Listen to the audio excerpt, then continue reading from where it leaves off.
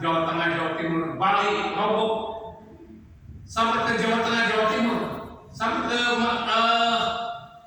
daerah-daerah timur, semua saya datangin. Anehnya, saya malah waktu itu rasanya punya duit banyak tapi sebetulnya bohong.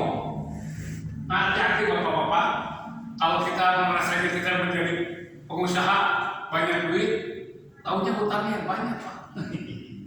Jadi jangan anggapan, oh itu masih itu mah bawa duit kan, mobilnya nggak jajar. Belum tentu. Itu mah cuma lambang masa aja, memperlihatkan dunianya aja. Tapi sebetulnya dalamnya keropos. Saya pun sama. Sebetulnya utang saya hampir bermiliar. Kalau dihitung nggak bisa sampai 10 miliar utang saya. Dan di situ saya mulai bertobat sama Tuhan. Ketika saya mau bunuh diri itu pun. Karena apa? Karena udah nggak tahan. Utangnya gede mau dibayar apa? Nggak bisa bayar lagi. Bayar bunga aja nggak bisa bayar waktu itu. Jadi pikir udah mau bunuh diri aja lah. Gak biasa orang dunia kan kalau udah kepepet otaknya udah ngeres. Saya mau bunuh diri. Tapi izin dengar kamu bunuh diri. Kuai saya bunuh diri sudah. Tapi kesahan bayar. Kayak anak panggil yang guna kayak orang misalnya pemajikan baru dapat bayar. Butuh bayar. Di situ baru saya seperti diguyur air dingin. Saya ampun Tuhan, saya bilang. Di situ saya mulai minta ampun sama Tuhan. Ampuni saya Tuhan. Karena segala sesuatu dengan otak pikiran saya jadi ampuni Tuhan. Nah di situ Tuhan ubahkan. Saya mau melayani Tuhan. Dan luar biasanya ketika saya melayani Tuhan bisa kemana-mana. Bukan karena jago, bukan karena banyak duit, bukan. Nggak apa, jarang orang yang punya banyak duit mau melayani Tuhan mengeluarkan uang begitu banyak. Itu belum tentu. Karena kalau kita mau melayani Tuhan dengan mengeluarkan biaya, segala sesuatu dari hati, bukan dari segala sesuatu aku punya, bukan. Bohong itu. Aku punya dari duit banyak, belum tentu punya hati untuk melayani Tuhan dengan mengorbankan segala sesuatu. Di situ saya belajar mengorbankan segala sesuatu. Sampai saya keliling-keliling kota di mana-mana, keliling pulau, sampai pulau-pulau Sumatera, Kalimantan, Sulawesi, semua sampai saya datangi. Tapi itulah di situ yang bapak-bapak harus ingat ya. Segala sesuatu yang kita lakukan untuk Tuhan, jangan anggapan itu uang kita. Itu sebetulnya uang Tuhan. Segala sesuatu yang kita rasakan, oh aku keluarkan uang ini, begitu berapa juta? Wah, kalau umpama orang dunia berapa dulu gua keluar? Begitu enggak? Tapi saya nggak pernah. Saya selalu katakan untuk Tuhan, saya lakukan pekerjaan itu. Dan Tuhan tidak pernah berutang. Segala sesuatu yang kita lakukan untuk Tuhan dibalikkan lagi berlipat kali ganda. Begitu utang saya yang begitu besar yang tidak bisa dibayar, siapa yang bayar? Tuhan apa yang Bapak? Bapak-bapak boleh percaya boleh enggak ini kenyataan dalam hidup saya. Kenapa saya katakan benar Tuhan yang bayar? Waktu itu utang yang begitu banyak, saya udah nggak bisa tahan, nggak bisa bayar. Sampai ketika saya mulai melayani pekerjaan Tuhan kemana-mana, di situ Tuhan mulai bekerja. Yang saya tinggal punya utang yang begitu banyak, Tuhan yang bayar. Sampai pada akhirnya ketika saya tanya ke bank, ketika saya jual rumah di sebelah 300 juta waktu itu, saya bawa ke bank, pikir ini buat bayar bunga aja, yang begitu udah berpuluh tahun nggak pernah bayar. Ini bunganya saya mau kasihin. Malahan saya ambil sedikit buat beli. Malahan ngajak gue mau beli Mercy waktu itu. Udah saya ambil buat beli Mercy. Saya bayar bunga tadinya. Tapi ketika saya bayarin, bank sampai katakan, kan saya tanya utang saya berapa lagi? Nggak enak ya. Tahu kan? Utang tinggal 200 juta lagi. Saya kaget. Karena saya nanya sama bank ini, Uang dari mana Pak? Ya di Pak Ogan katanya. Kan Pak Ogan sendiri yang titip-titip di sini. Nah disitulah. Jadi jangan percaya. Tuhan bekerja. Sampai kita nggak tahu Tuhan bisa untuk melunasi utang semua.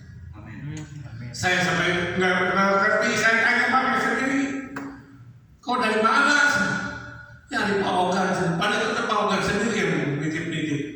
Nah saya punya pikiran, kalau itu uang dari orang lain, salah masuk saya, pasti uangnya kembalikan. Nggak mungkin. Nah dari itu baru saya percaya itu uang dari saya. Tapi saya pun tetap percaya sama Tuhan. Saya tanya sama Tuhan, Tuhan itu uang siapa? Maaf kata ya, kalau saya dulu sering berhubungan dengan Roh Kudus, selalu saya nanti akan ceritakan bagaimana saya punya rumah ini, punya rumah di Purwakarta dengan cara ajaib. Dan itu pun saya dengan Tuhan tanya jawab, uang dari mana? Nggak jawab 1 bulan. Lama-lama Tuhan jawab sendiri, uang kamu.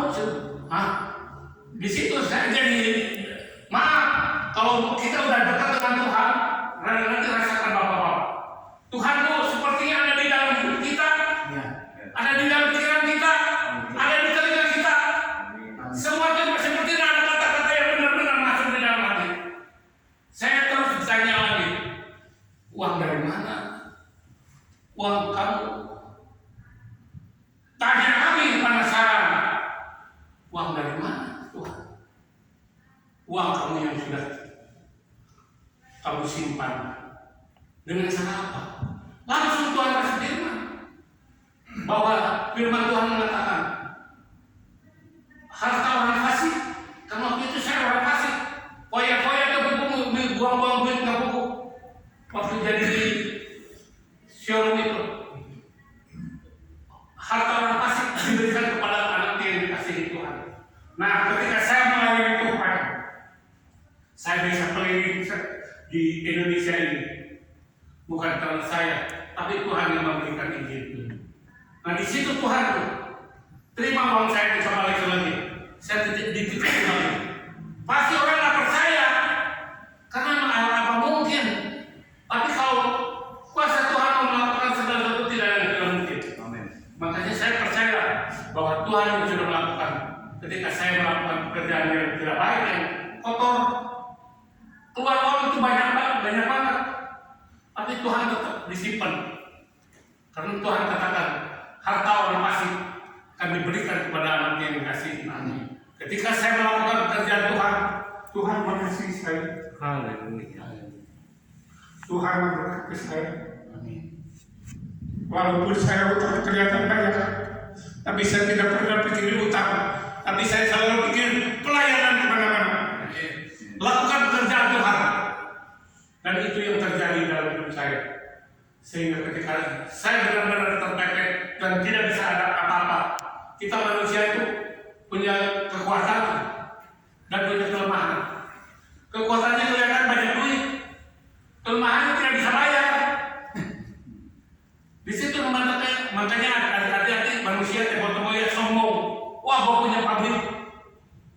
Banyak kan yang punya pabrik bisa bunuh diri ya. Nah itu kejadian. Jadi jangan anggapan kalau kita bisnis itu wah kita bisa pintar. Nih hasilnya gede. Tapi tidak pernah melayani Tuhan dengan sungguh-sungguh. Tidak pernah memberkati orang lain. Itu yang nomor 1. Jadi rasanya ini mana gua punya. Ngapain bersih memberkati orang lain? Itu salah. Sebab Tuhan mengatakan, pakailah harta bendamu untuk menjadi berkat bagi banyak orang. Sehingga ketika saya melakukan itu, sampai detik ini, Tuhan tidak pernah meninggalkan saya. Ketika saya namanya disebut sekarang sakit, ini yang lucu. Sakit saya kelihatannya sehat-sehat. Saya selalu kencing terus-terusan. Sampai kencing sampai akhir 1 hari bisa 20 kali. Bayangin aja kalau udah namanya kencing terus, kan jadi takut saya juga. Bagaimana kalau habis nih? air di dalam tubuh saya. Nah di situ mulai ke dokter. Tapi bukan saya nggak percaya, tapi saya percaya Tuhan akan sembuhkan. Dan di situ saya mulai dites. Dan luar biasanya, karena kan namanya kencing ini disebut ada penyakit apa? Bukan, ada ginjal, ada apa tuh? Prostat.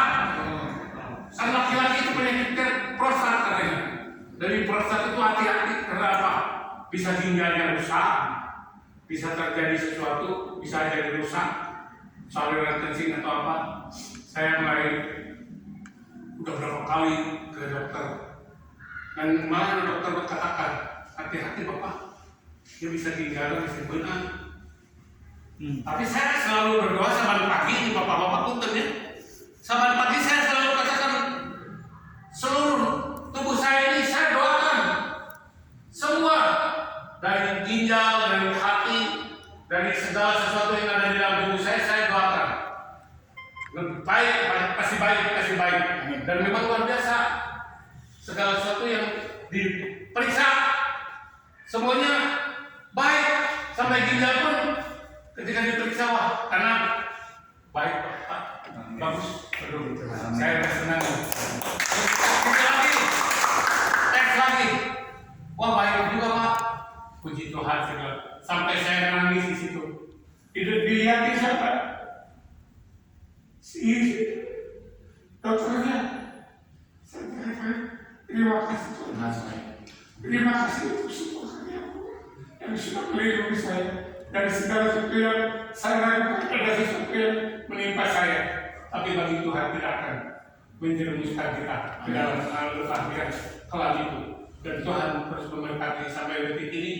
Walaupun nanti katanya nanti kasih lagi dokter, karena saya katakan ke Australia, dokter itu udah kasih obat sampai buat 1 bulan kasih. Nih, berobat aja bukan katanya. Nanti biar ada usaha apa-apa nanti pulang dari sana saya cek lagi sampai di mana. Tapi saya percaya segala sesuatu yang Tuhan lakukan bagi kita, Tuhan tidak ada yang bohong. Tuhan tidak akan memberikan kita sedih atau merasa khawatir. Tuhan akan berikan yang terbaik bagi kita, bagi anak-anaknya bukan, bagi siapapun yang percaya, yang mau melakukan segala sesuatu untuk Tuhan. Tuhan akan balas berpuluh kali lipat. Amin. Jangan nggak percaya. Ini benar pernyataan saya dan saya sudah rasakan, sudah saya kerjakan, saya sudah lakukan. Kenapa? Saya setia begitu baik, begitu berpuluh tahun melayani Tuhan. Karena ada buktinya, bukan cuma ngomong. Karena segala sesuatu yang saya lakukan itu benar-benar menjadi berkat bagi banyak orang. Amin. Terutama Kota Purwakarta bisa dibentuk, bisa dijadikan banyak orang melayani Tuhan. Karena kita bisa melayani mereka dengan baik. Maka dari itu bapak-bapak, kalau kita melayani Tuhan, pakailah pelayanan kita dengan sungguh-sungguh. Jangan setengah-setengah. Yes. Jangan rasanya akan hujan, akan panas, sakit, jadi beteng. Wah jangan. Saya pernah melayani sampai kita muka udah kayak pepaya, sampai ingus di mana-mana keluar, udah pernah. Bahkan mau berangkat, suruh berangkat. Saya berangkat. Dalam perjalanan udah nggak tahan, namanya orang sakit. Tapi percaya bapak-bapak, ketika